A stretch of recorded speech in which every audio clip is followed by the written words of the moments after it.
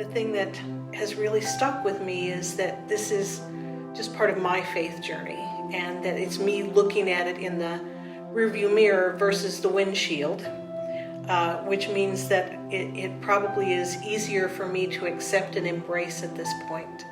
I served a ministry in Chicago where our mission was to serve homeless and at-risk teenage moms and their children, and the moms were ages 13 to 24, and they came from extreme poverty and homelessness and abuse, and so it was not unusual for there to be challenging times at that ministry.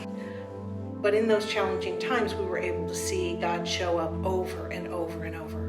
And sometimes he just showed up miraculously and solved the problem before I even knew I had it. And sometimes I was on the ground crying and kicking and screaming about how bad things were and how could he possibly let it get this bad. His answers are all part of my faith journey that got me to this place where towards the end of my time at the ministry, we were building a new facility, and we had raised the money, and it had been an 8-year from start to finish, starting to cast the vision until we raised all the money and started the project.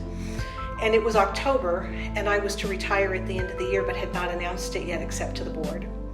And we had a big problem. We poured concrete floors and stained them, and there was something wrong, and we had 1/4-inch cracks going all through the building, and a $12.5 million building that we could not pass and move into.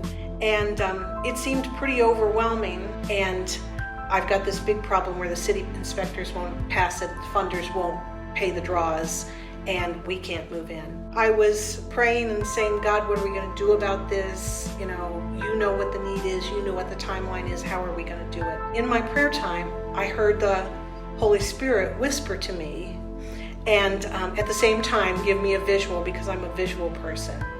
And what the Spirit said was, Audalee, you just need to tuck and roll or you're going to get hurt.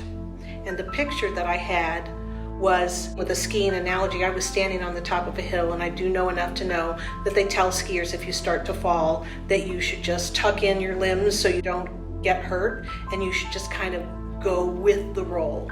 And so I knew that what God was telling me was that this was beyond what I could do, but that I was going to have to go through it. And the best thing I could do was just to relax and lean into it. And that's really hard to do. But God was faithful, and it was resolved, and we were able to move in, and I was able to retire, and it's an amazing program to these moms in Chicago. In this time where once again I feel like I have no control over what's going on. I miss people so much as we have stayed pretty safe at home.